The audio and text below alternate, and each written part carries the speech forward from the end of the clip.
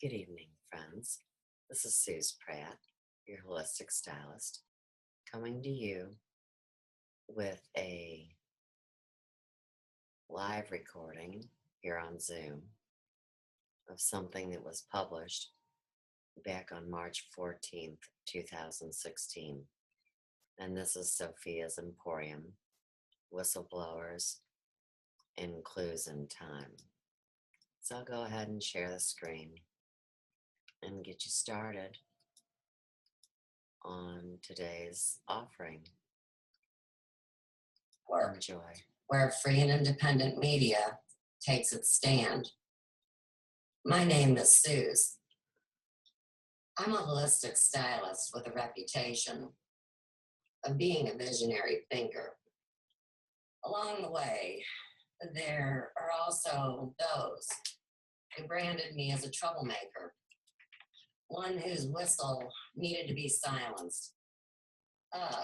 Great story. In 1998, I gained national notoriety when I spoke out about enzyme technology in the beauty industry and why it should replace outdated hydrogen peroxide that these professional hairdressers were stuck with.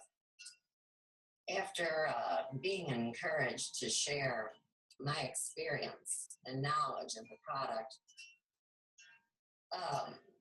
and my data, I was rewarded with the threat of my national certification being taken away if I didn't shut up.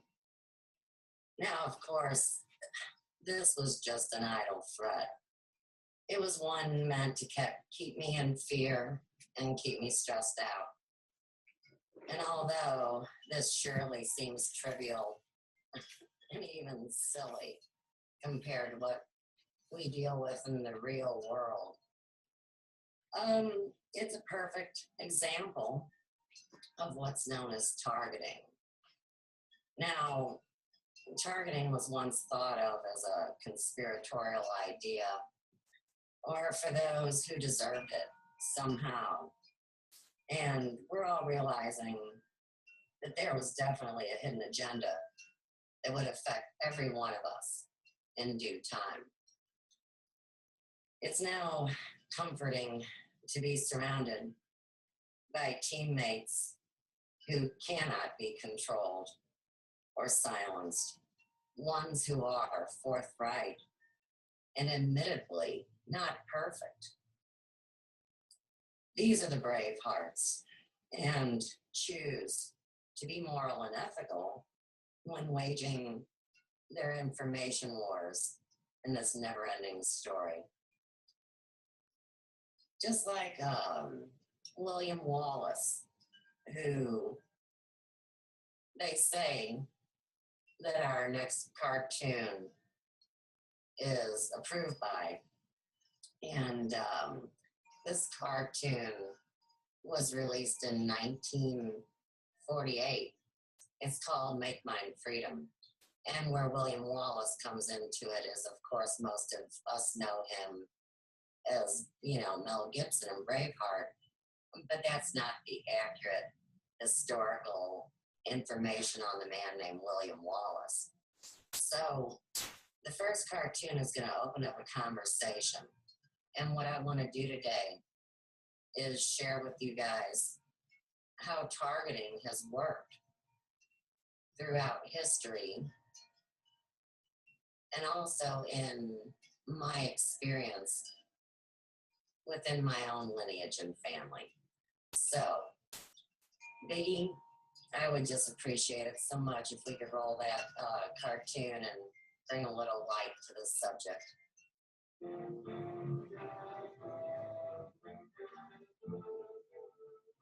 This video is William Wallace approved.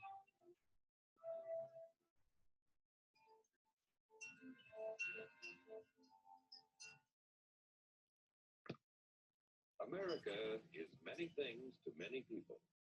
To a 17-year-old kid, it's the malt shop on the corner. Hey, look at them. They think they're dancing. To Grandpa, it's the front porch in the cool of the evening. Grandpa, how many times we gotta tell you not to chew tobacco while you're sleeping or in church? And to Dad, it's his favorite relaxation. Tiger Woods would be laughing at you if he wasn't too busy crying. It's the Cracker Barrel philosophers in Crabtree Corner. And it's the tycoons in Wall Street. Tycoons or It's all buffoons? races, creeds, and religions. It's freedom to work at the job you like. I wonder what OSHA would think of that. Freedom of speech and to peaceably assemble. Could you fellas get a little bit more in each other's faces? That's what you get for cutting grass with your eyes closed. Search or seizure. Where's your wife, Blackfoot? The right to a speedy and public trial. Right to be sexually harassed. Protection against cruel punishments and excessive fines. Wait a minute, that's how prison is? The Then right why do to I pay vote taxes? and to worship God in your own way. It is these freedoms that have made America strong. Okay, so we got our freedom. But management's lousing up everything. Labor is at fault. It's ruining the country. My constituents, as your elected representative, I can assure you Labor's right. Management's right. I'm strictly neutral. Labor, management, politicians, fully. They can't tell corn from oats. Right. Hurry, step right up, folks. Here's the answer to your problems. Dr. Utopia's sensational new discovery, ism. Ism will cure any ailment of the body politic. It's terrific. It's tremendous. It's low in fat. Out of the contents of this bottle, you'll have the bountiful benefit of higher wages, shorter hours, and security. Enormous profits, no strikes. And you're the big boss. Government control, no worry about votes. Name your own salary. Politicians name their own salary already. Why, ism even makes the weather perfect every day. And now then, because we are introducing this amazing item for the first time in this country, it isn't going to cost you 1 cent. All you have to do is pay $5 shipping and handling. And you get your bottle absolutely free. I hereby turn over to ISM Incorporated everything I have, including my freedom and the freedom of my children and my children's children, in return for which said ISM promises to take care of me forever. What? Who wrote that contract? Dr. Evil?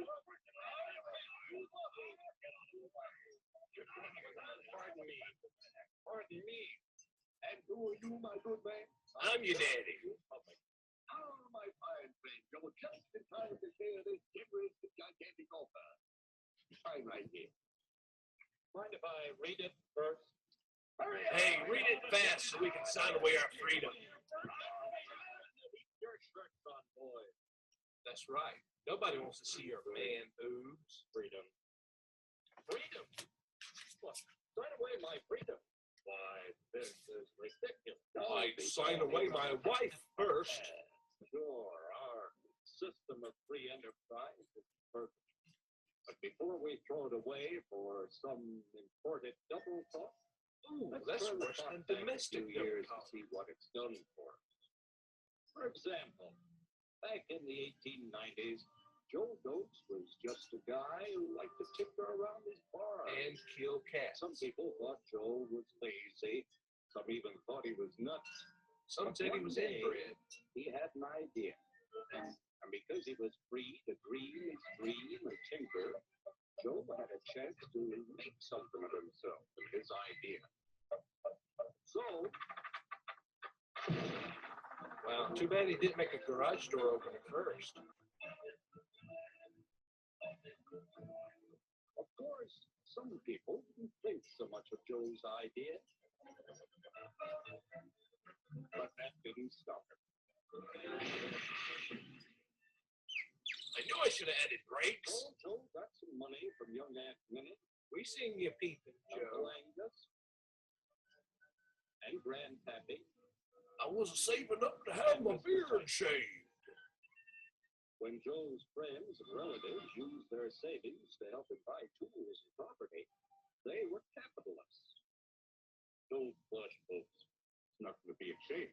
Oh, for Pete's sake, you think they just farted. Joe needed some help.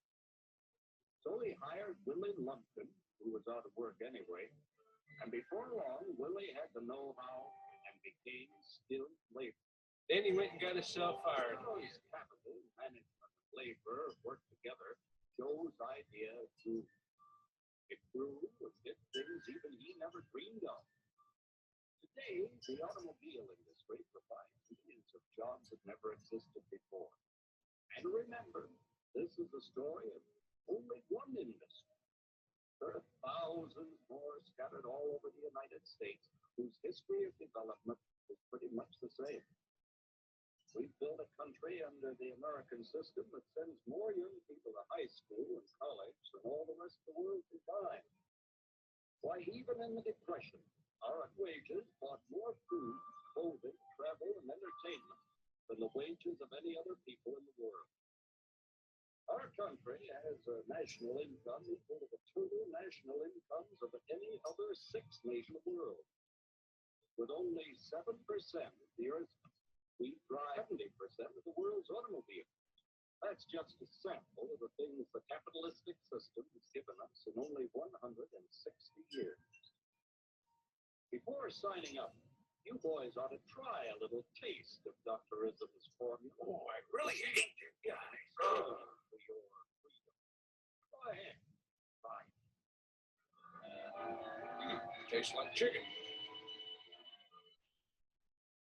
You can't do this to me. I'll strike. The state forbids strikes. Well, the union hears about this. Ah, yes, the union. Welcome to our ranks, number 1313. Wow, that's double on Monday. I'll take this case to the Supreme Court. The state is the Supreme Court. Who knew the Jolly Green Giant was a communist? No more private property. No more use. Wow, that was an epic thump in the rear, I tell you. And if I am voting for this, stop to this. Farmers don't vote anymore. Well, what did I do for seed next year? You won't have to worry about next year. The state will do your planning from now on. Ho, ho, ho, Green Giant. We must fight to regain our freedom, but everything is lost. Everything. Everything is fine. Everything is fine. Everything is fine. Everything is fine. Everything is fine. When anybody preaches this union, tries to pit one of us against the other through class warfare, race hatred, or religious intolerance, you Oh my, I think he's talking about me. Rob us of our freedom and destroy our very lives. And we know what to do about it. And now, remember, you know why it is? Don't blow those bubbles. Don't blow those bubbles. No! I'm allergic to bottles!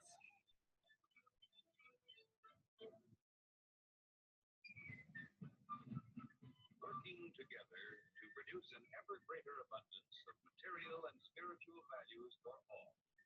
That is the secret of American prosperity. And thanks to this video, Dr. Utopia's ism was never seen again.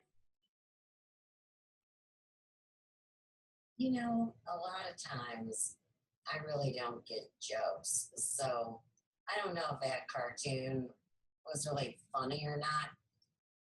But I do think it illustrates to people what's so ridiculous about arguing over what you call a particular concept that's been manipulated. So, keeping in line with this subject matter, I have a great book called Dynamic Freedoms. And this was my great Uncle Charlie's book. He was a Mason, and I inherited this book after his passing. So, we're going to go on a search today for freedom, right? And this is out of chapter 1, and they're talking about the material achievement. It says, when this all began, everyday life in American towns and cities was not much different from everyday life in the towns and cities of the Roman Empire. The similarity was even greater on the farm where most people lived. The political achievement. With this material progress, we have also had our political freedom, the greatest of non-material spiritual values. In this country's history, more people have been free to mind their own business and have had fewer people to mind their business for them than in almost any other place or time in human history.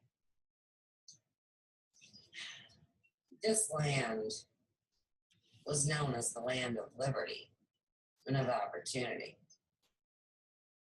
We Americans are inclined to take for granted this combination of material progress and of personal liberty. But the assumption that they go together is being challenged today all over the world.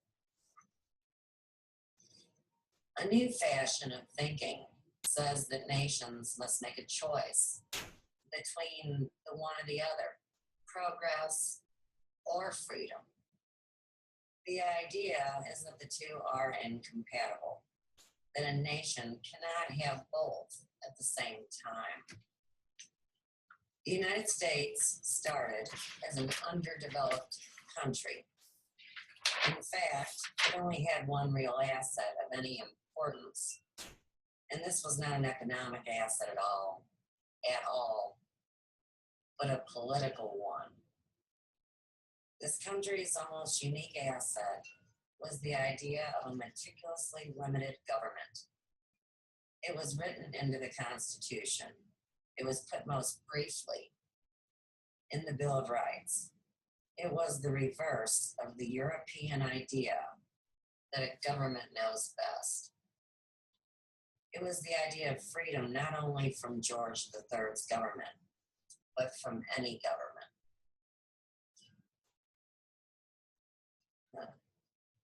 Here's the best part. Now, this is the punchline where I have to give the warning. Don't let this shatter your reality. Okay? The invention of freedom. See, we thought that was a God-given right, by our Creator. Well, look right here, they're calling it something that is an invention. That means man's ego conceived this. The idea of individual freedom as a general good in itself, on which this country was founded and from which the American achievement started, was an invention. Oh, brother. It was the product of many men's thoughts and struggles. Its invention was a long story, and for us, a lucky historic accident. The final breakthrough came only after centuries of trial and error.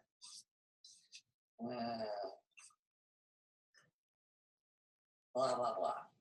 After the colonists began to thrive, the British government began trying to fit them into its economic plans. Eventually, the colonists revolted, not as Americans, but as Englishmen. And up came the Magna Carta again. Thus, the immemorial rights of Englishmen transplanted to the edge of the wilderness, became the natural rights of Americans against the crown. Is that spellcasting? Okay. These rights were sometimes separately defined as freedom of conscience, freedom of speech, freedom of movement, and freedom of property. But their histories all ran parallel. And by the time of the Revolution, they were recognized as interrelated and as essentially all the same thing: freedom from government interference. Thus, free men recognized what all totalitarian governments recognize, that the rights of conscience association, speech, and property rise and fall together. A government that can shut a man's mouth can also take his property, and vice versa.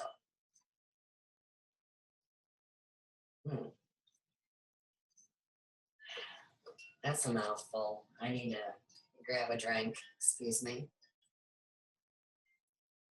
It's a lot to swallow, isn't it? All right. So,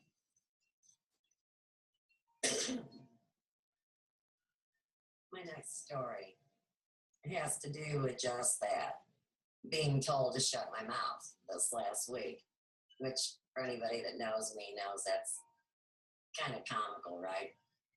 So last Tuesday I was outside gardening, and one of our friends, who just so happens to be a neighbor with a reputation for being a shit disturber, whistleblower kind of guy, came walking up the street. And many of us here have a long-running joke or a poke, whatever you want to call it, about the neighbor's immunity when it comes to them being written up for code violations, like other people are. So I can imagine, really, why she approached me after my buddy left. And she told me she was listening and that we were guilty. I suggested she was paranoid and reminded her that she had only chosen to speak with me one time in the last 5 years. Well, her and her husband both work for the city. And they associate with the very group behind our targeting and blacklisting here in Ferguson. Now, although the elite crowd, the little 1%, couldn't legitimately keep my moral and ethical little bitty hair salon turned wellness center out, I opened in May of 2010.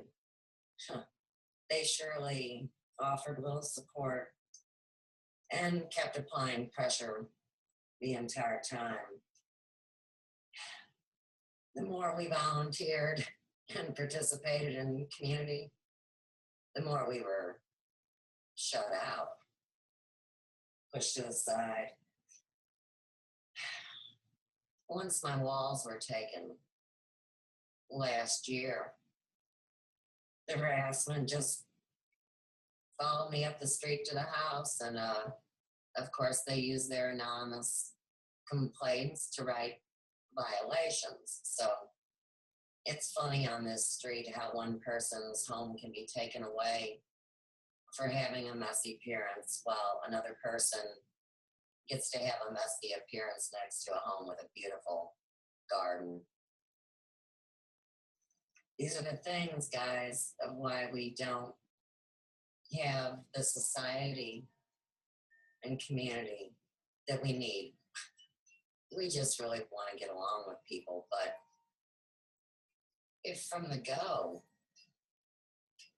somebody offends your spirit or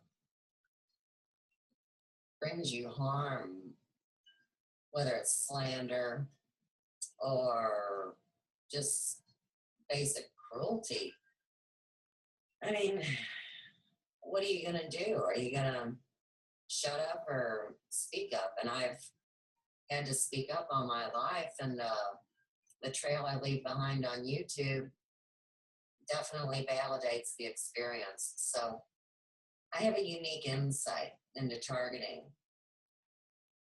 And I believe that maybe living right next door is some kind of golden opportunity to expose another piece of the game and stop the war.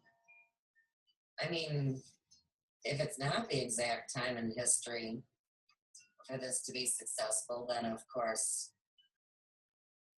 I might wind up like this guy. Oh my goodness. My kin that was murdered in the Revolutionary War left a clue, okay? He talked about their plan, and they call it proculus. So I searched history, and I found some hits on proculus. He was a ancient Roman jurist. Now, he spoke French at home, so that implies, of course, that his bloodline came from somewhere else. He became famous for the interpretation of Roman law. A great example of the way this guy's mind worked was that he supposed that the artisan who was walking along in the woods and found a piece of bark on the ground or a stone that created a great work on that natural substance.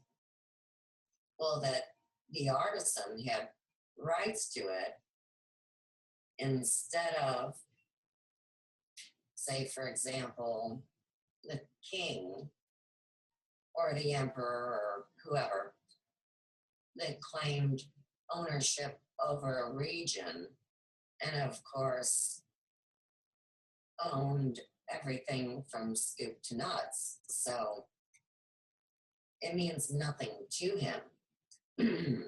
But if it's made beautiful, he wants to grab it back. So to me, that's a lot like whatever business and industry and invention, I guess, really is all about. So I will say this proculus thing is not nice. So if you have a delicate stomach or you're easily offended, you may want to go take a break or something for a minute. We're going to play the first video biggie called Morte Proculus.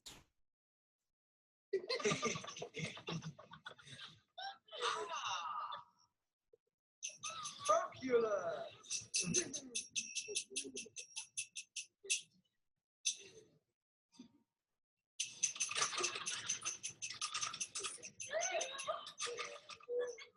You know that his wife is expecting her first child. We're not quite sure who the father is. Him or God?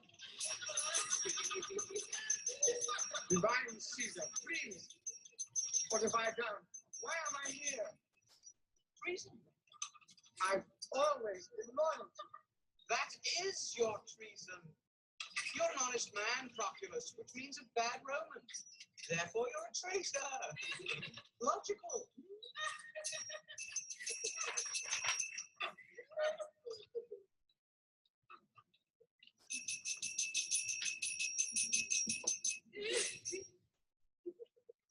Now you must die like Jimenez.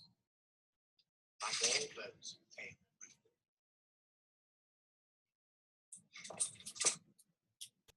So he had bells on, didn't he? Is this how we're all thought of even in this current day? If we cannot be controlled, that we have no value or should be easily disposed of because we are honest and true. It kind of reminds me of how, as natural human beings, we had God-given rights given to us by the Creator. But then all of a sudden, the corporation takes on the rights of the natural living human being. And the human being, legally speaking, is actually a dead entity. So now we should be able to understand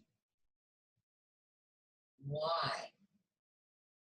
we've seen this karmic wheel go round and round, and there really is nothing new under the sun. And technologically speaking, there have been weapons of destruction since time began. So, in my experience, which of course I really had no clue of until these last few years, both sides of my lineage battled for the control of their personal freedom in big ways. Here is the paternal side of my family, right out of the untold history of the Revolutionary War. So I came across this information, and it all started making sense. Now, recently, Hope Girl and Tavon had an incredible show about this very thing. I would highly suggest for anyone listening to give it a serious watch. It's called Electronic Harassment and Targeted Individuals, and that is the People's Free Energy Show, number 4. It was recently released in this last week. So I just wanted to put a shout out there and say how much I appreciated that show. When you actually have a town where these people are targeted, and so one elitist says, off with their heads, right? And the whole town goes on a horn-blowing campaign against these people. Now, see, that's confirmation of spirit to me that what's happened to us here in this town may not be as noisy, but it's every bit as relevant and sets precedents. So I appreciate it, guys, from the bottom of my heart. So many other things. And we will discuss those after the next video. So let's go ahead and check out my Glascock kin from the Revolutionary War. Wait till you hear this story. Go ahead, baby. Hi, friends. Me, Suz, with part 2 of the Glascock family saga. And so we're going to go back to the days of the Revolutionary War. This is the first edition of a newsletter that was started by my kin in April of 1985. There's other stories in this too, but today we're going to focus on Dr.George Glascock of Moore County, North Carolina. In 1784, the legislature, meeting in Hillsborough, passed legislation that authorized the formation of Moore County, North Carolina. Philip Alston was appointed clerk of court for Moore County, and Dr. George Glascock was appointed as his deputy clerk of court. Presumably, Dr. George Glascock, son of Captain William and Esther Ball Glascock, moved to Moore County at that time, as no records had been found that would place him there before that time.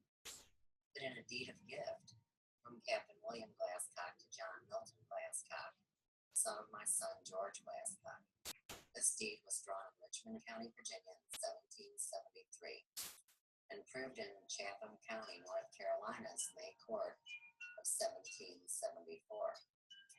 Dr. George Glascock, born December 20th, 1743, in Richmond County, Virginia, the seventh child of Captain William and Esther Ball Glascock, the daughter of Richard and Sarah Young Ball. Dr. George married Martha Patty Howard, and from the records of the Register of North Farm Parish, VA, 1783 to 1814, she was the daughter of James Howard and Mary Scarlock Howard, who were married November 7th, 1720-something, and was one of 8 children born to this marriage. Martha was listed in the records as Patty, born January 31st, 1741. Dr. George Glascock's home place was on the north side of Deep River, adjacent to Ramsey's Mill, a place which was later known as Locksville. This is where Highway US 1 crosses Deep River, about 3 miles upstream from where the Haw River merges with Deep River to form the Cape Fear River.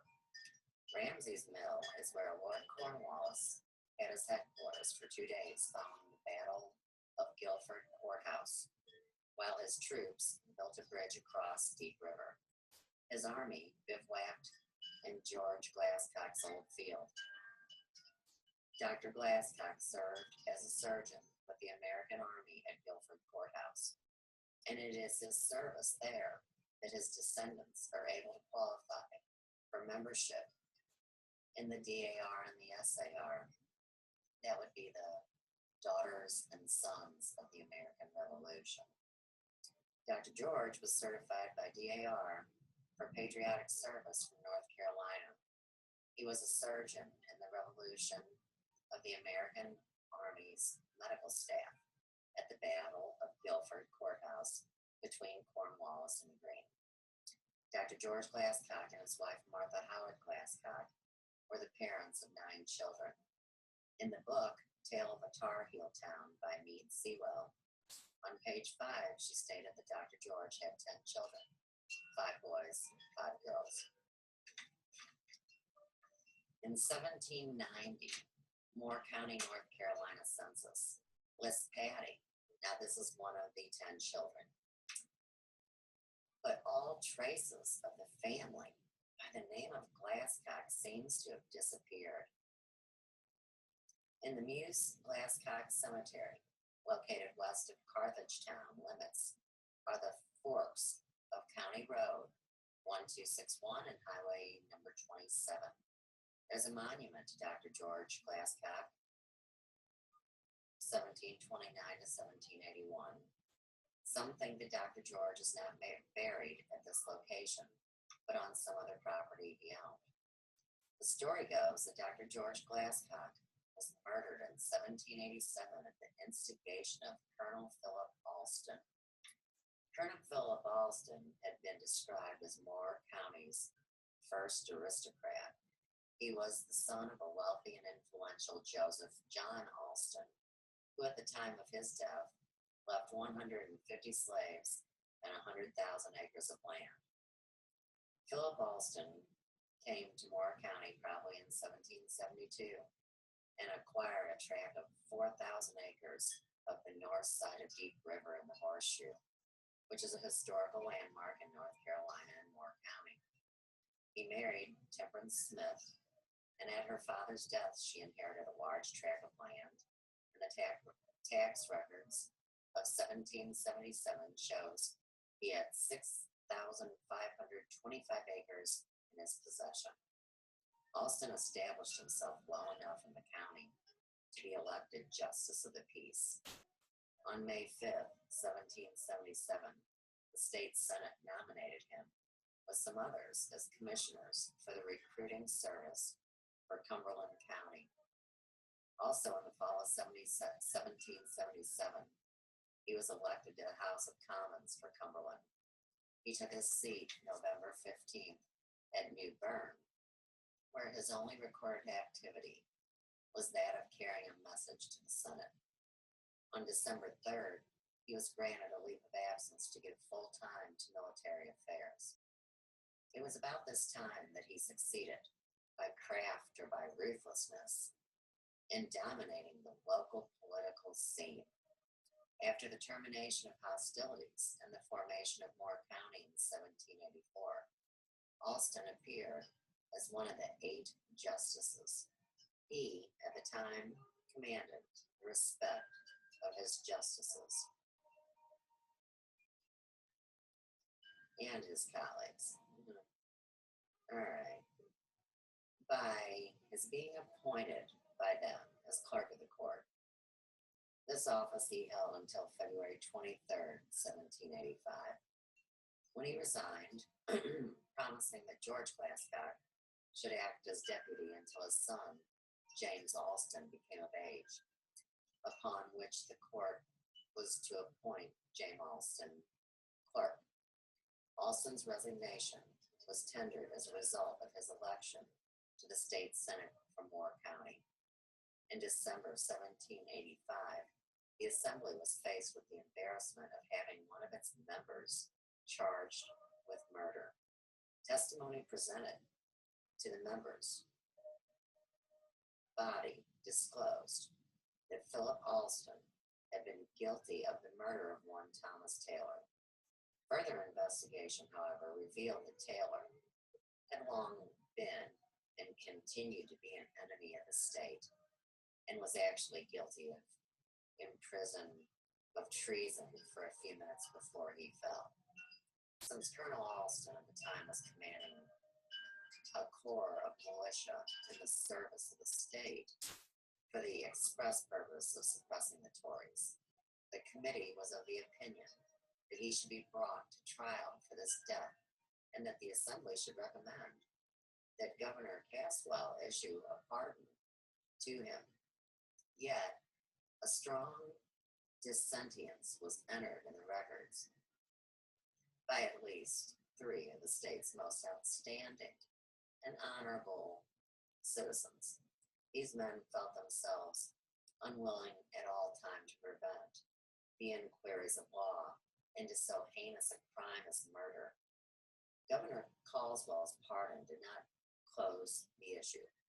A newspaper article, typically signed Proculus, was so vehement in its denunciation of Alston that Caswell considered it his duty to refer the matter back to the assembly for investigation. Apparently, the assembly let the case drop, as there is no further record of that matter. The smoke had not cleared from this affair when a new fire of somewhat similar nature was kindled. The Moore County minutes recorded February 20th, 1786, that Philip Alston, in a very abusive manner, treated George Glascock. He said that Alston, then sitting as justice on the bench, Glascock, it will be remembered, had taken Alston's place as clerk of the court, according to his epitaph inscribed on his tombstone at Cross Hill. Dr. Glascock had been a surgeon on the medical staff of the American Army at the Battle of Guilford Courthouse. And of course, he was also the son of William Glascock and Esther Ball Glascock, and was related through birth to George Washington's mother. This verbal attack upon Dr. Glascock by Alston was the beginning of a deep-seated enmity between the two men. That means a strong dislike. A short time later, Alston was re-elected to the General Assembly, but his seat was contested by George Glascock, Henry Lightfoot, the county solicitor, and John Cox, member of the House of Commons from Moore County.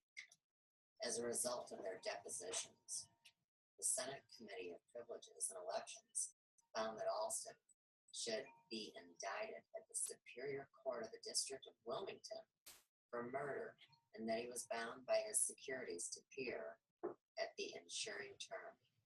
Glascock, moreover, submitted an affidavit testifying that said Alston did make use of sundry threats that if Henry Lightfoot aforesaid should be elected in preference to him, he'd raise a riot.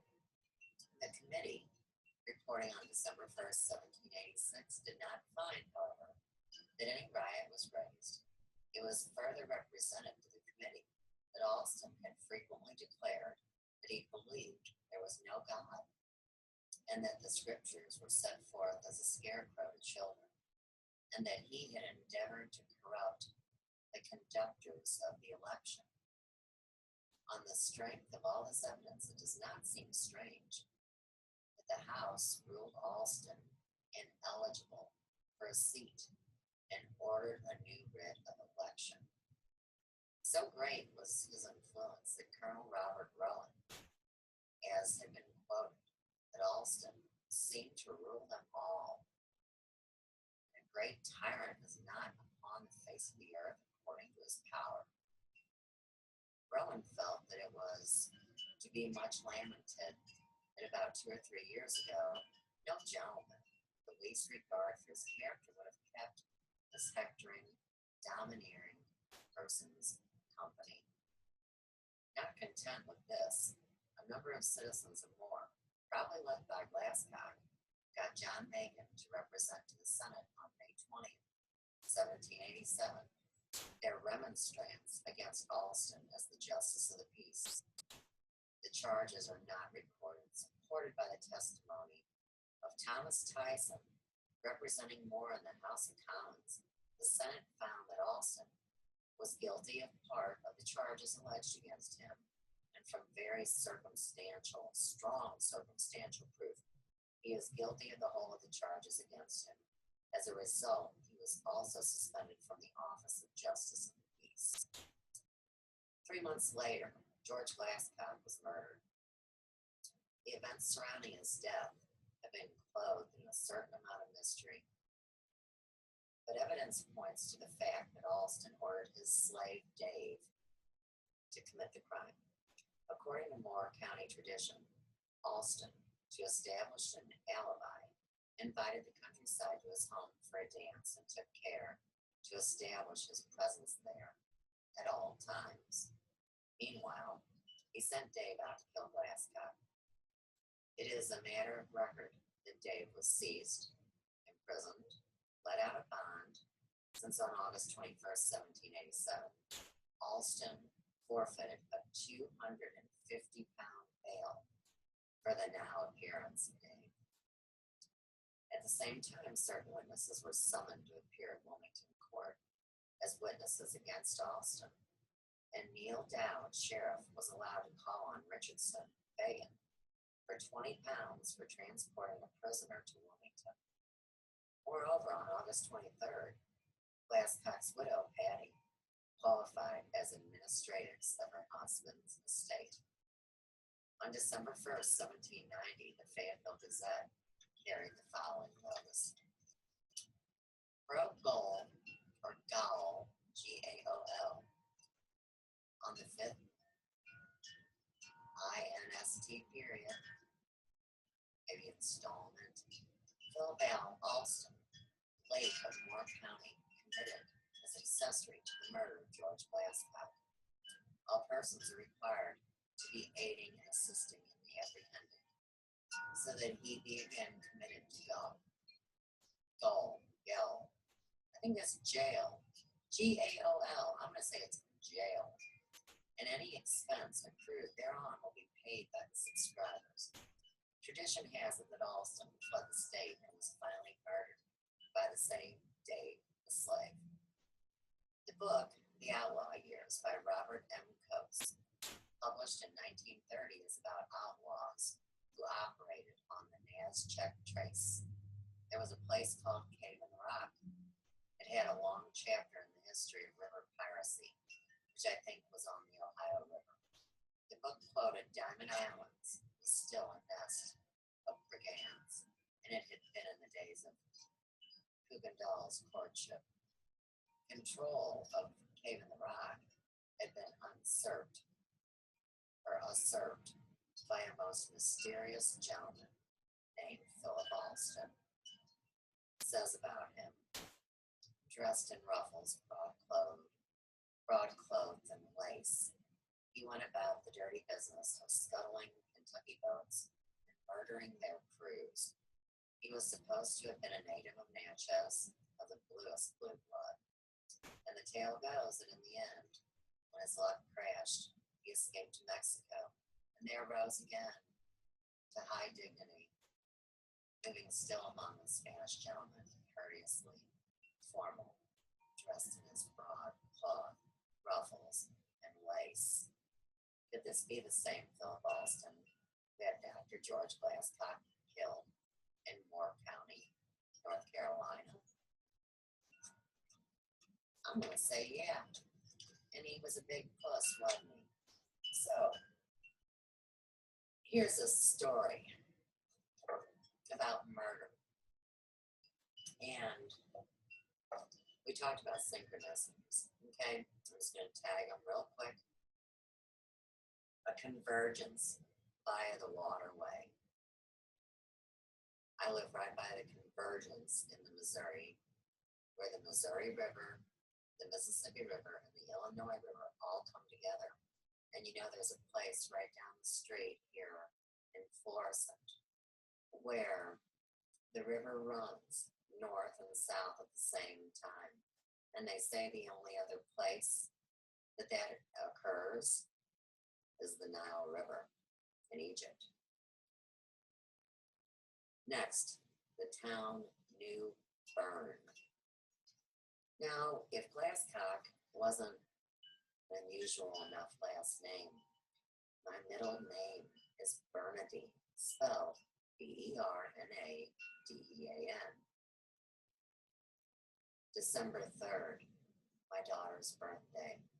And of course, this daughter is now stopping the flow of family to the grandchildren.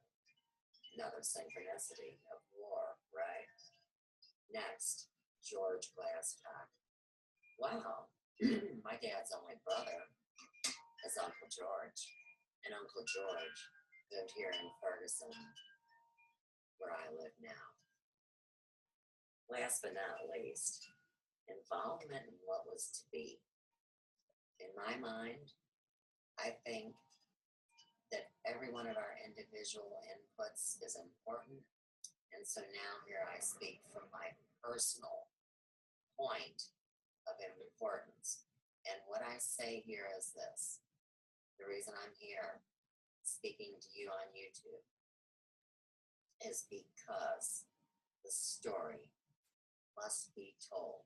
That's what I was recruited for. That's what I've given my service in. So I will continue to share stories to help people alleviate their suffering and to understand the continuance of spirit and the role that they play in healing their families. Thanks for listening to my story. Subscribe to Suz Pratt on YouTube. There's so many subjects, guys. I can't imagine somebody being bored to where they could only handle a couple minutes. So with that, expand your mind, and I'll see you soon. Love you. Bye-bye. You know, I think I need to do a Google search in the next couple days on Philip Alston and see what kind of information that I could add to this kin's legacy, to add to the Glascock lineage. I've told some of you guys that on my maternal side, my grandfather was the assistant managing editor of a paper called The Custer Combateer. And my grandpa was too old to fight, so they put him in a secretarial position. He wound up being able to get a lot of information back to my grandmother. And this 85th division that he was in is theoretically, you know, in this NeverEnding Story, the infantry that, stopped Hitler and rescued a African American infantry line that they had sent up to the front to perish first. But my grandfather was kept until after the war ended, and he came back to St. Louis in 1945. My mother was about 3 by then. Now, he was a generally healthy man, but he felt terribly guilty about leaving his wife when she was in a delicate way with a pregnancy, and in his words, wasting his time being involved in the nonsense that was the war.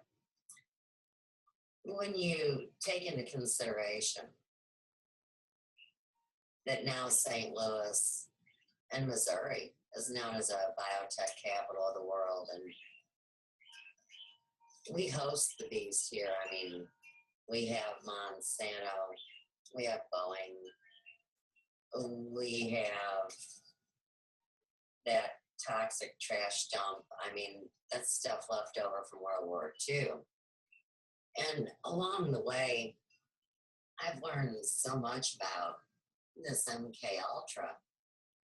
So if we know that they were able to have electronic weaponry, that they could actually focus at the weak point of the person, could that be why my grandfather mysteriously dropped dead of a heart attack as a relatively young man? I believe he would have been 51.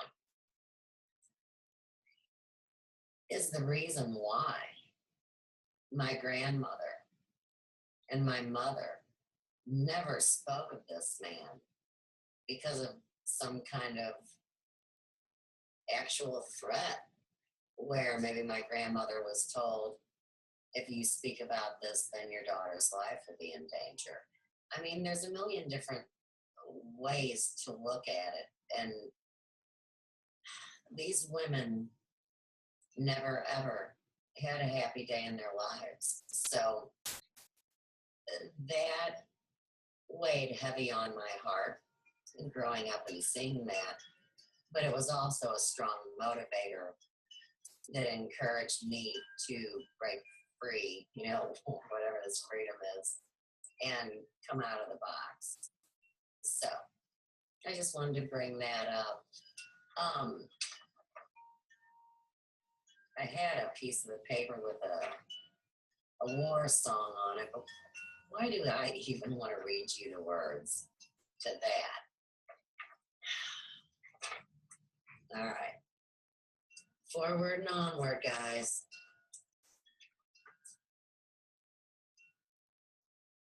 So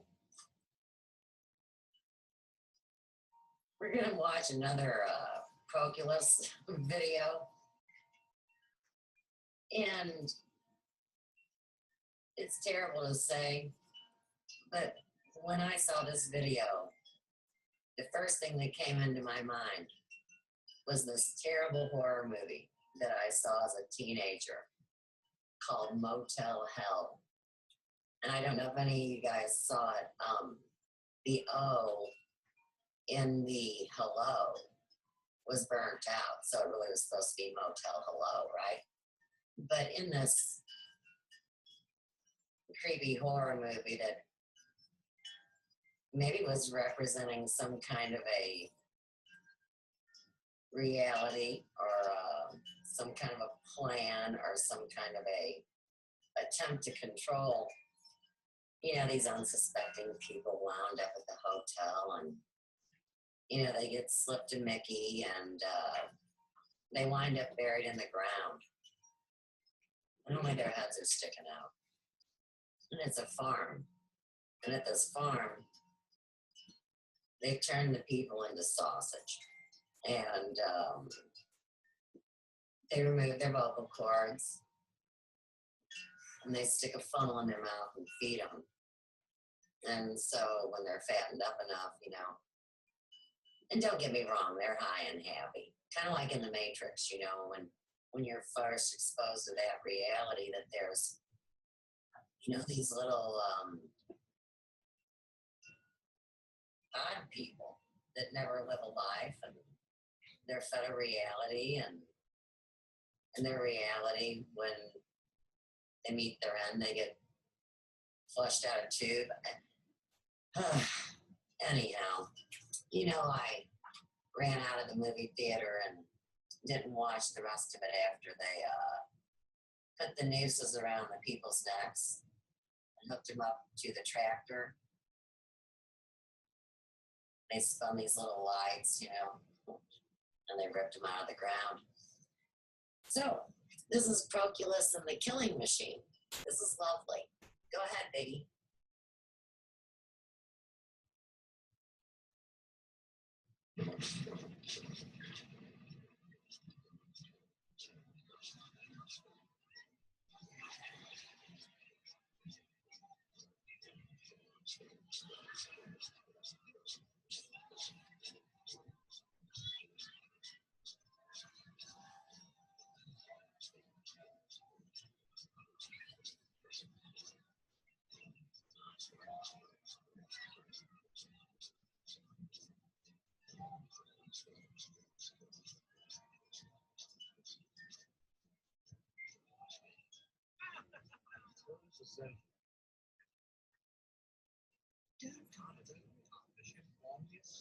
How will you ever know it's yours?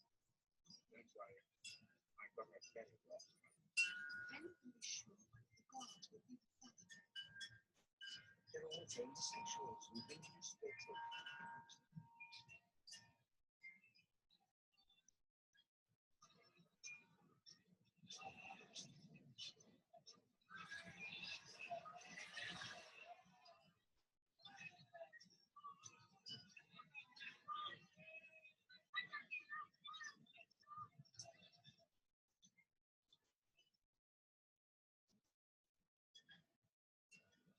That's the episode of Lydia said. Yes, Proculus.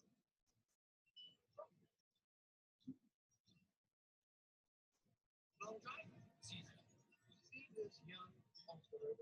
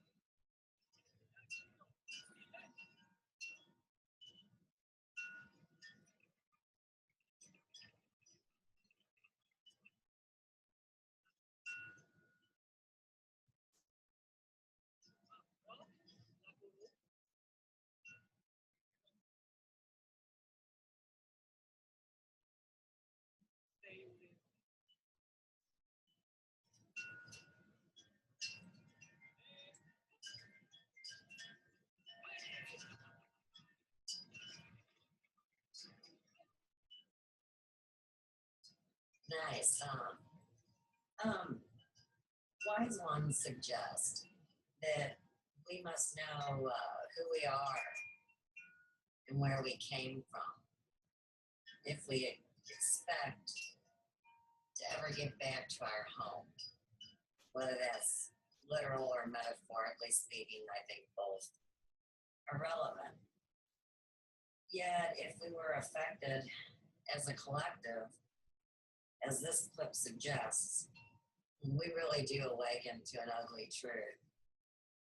Down through history, there were always morally degenerate folks who were technologically way more advanced than what we could have ever believed. Hollywood duped us, kind of led us into believing that it was just all a big fancy production on a stage, and that surely maybe it was even a joke, just a fairy tale, right?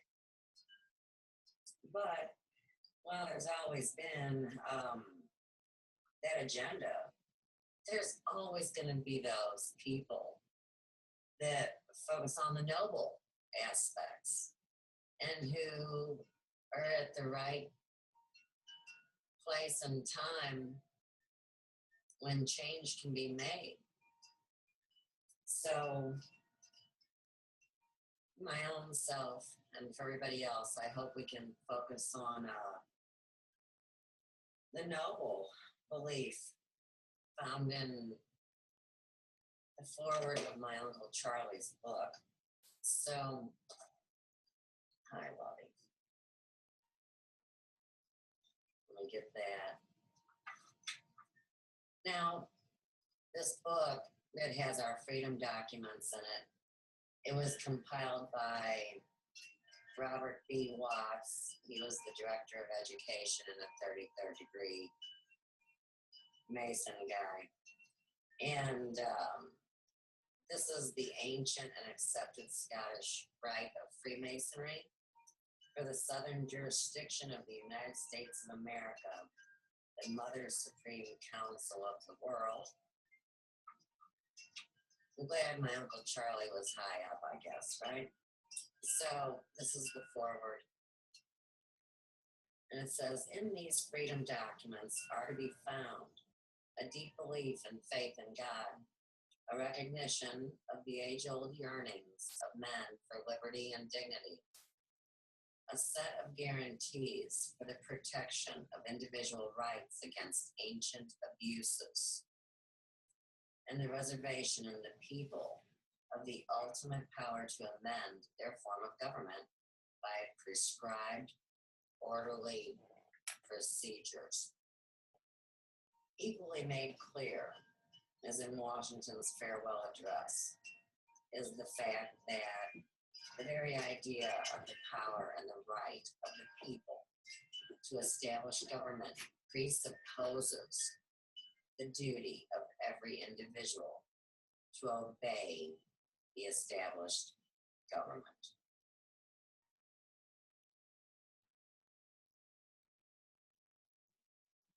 Of course, this book was written or published, I should say, right after man landed on the moon. So we see what era we're in. And of course, back then, I don't think that these guys would have ever imagined the bloodbath that we see today. Now, maybe some of them that were a little more centered saw this coming, so they wanted to leave some kind of a legacy of hope, something that may guide their lineage to do whatever part that individual needs to do to serve the greater good and the entirety of mankind.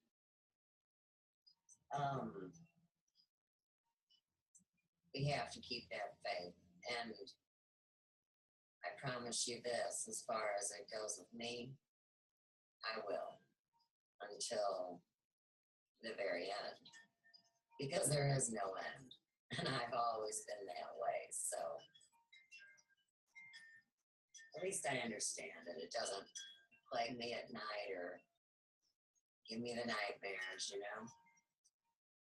We have one video left today, and I know today is not Patriots Day. And you know what? I'm not even into holidays, like I've told you guys. So this was an early YouTube that I made to actually talk about the call to arms. So let's run that last video of the day, Biggie. What is Patriots Day anyway? Hi friends, me Suz. Today's message is to say Happy Patriots Day. I'm going to be the first one to admit that I don't know everything. So I'm on the search for finding out what Patriots Day theoretically is all about in the days that we live in now, where good, common, patriotic people grow gardens and store water and are called terrorists. So imagine what the people that came to America to settle had suffered at the hands of their oppressors. And so here now they come to America. And of course, we all know what happened here. So let's read The Call to Arms by Patrick Henry. This was spoken in the year 1775. Mr. President, is it natural to man to indulge in the illusions of hope? We are apt to shut our eyes against a painful truth. Is this the part of wise men engaged in the great and arduous struggle for liberty? Are we disposed to be one of the number of those who, having eyes, see not, having ears, hear not, the things which so nearly concern their temporal salvation?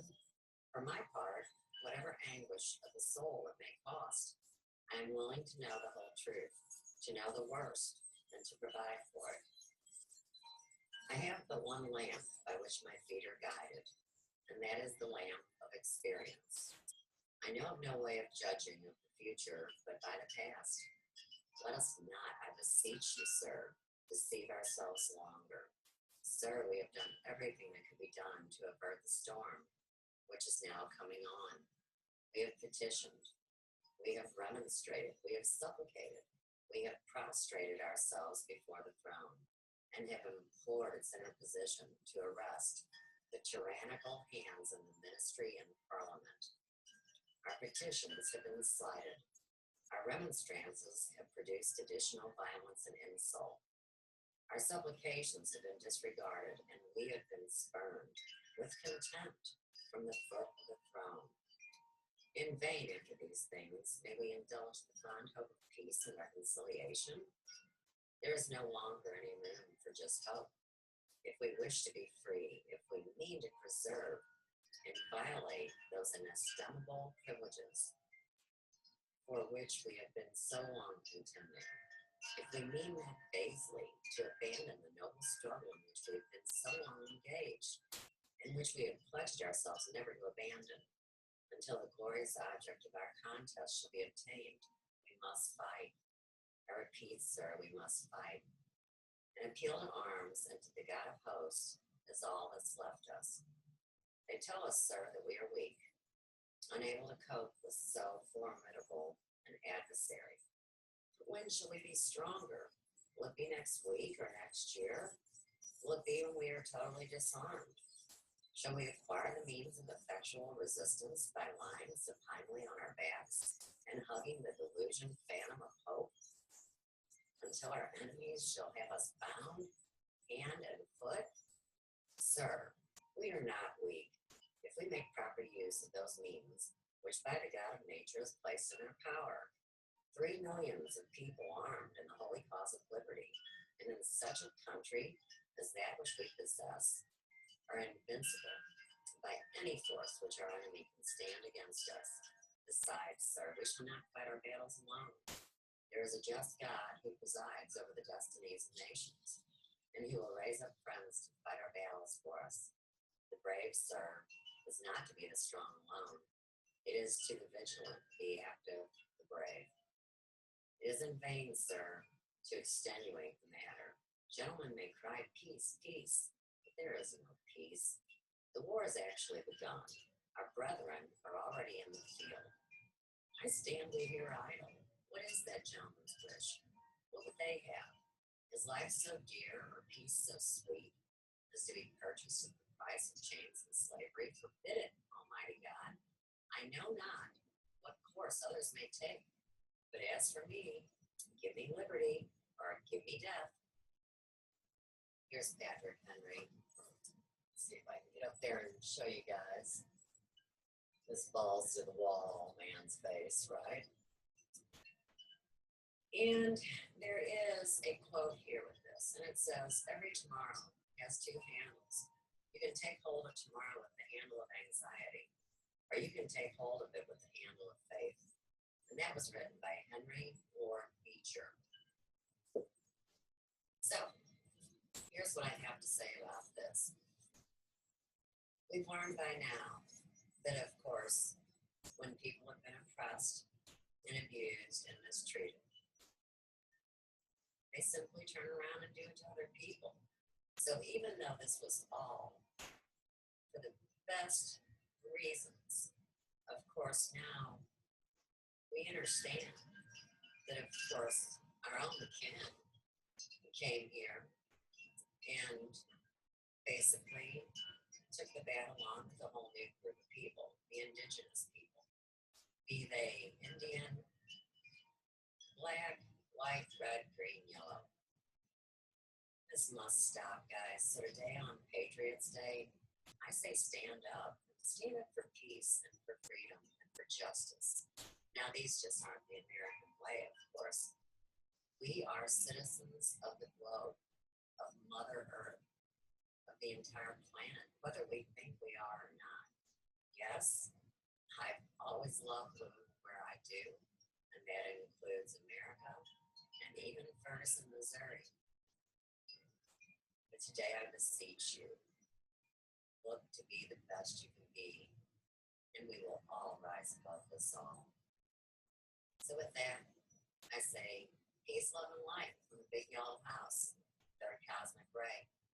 And anything that I create today, because I feel more coming on, they're all going to be in the same theme. So I hope you tune into my channel, Suz Pratt, on YouTube. It's not your normal YouTube station. And I look forward to seeing you guys on the other side. Peace out.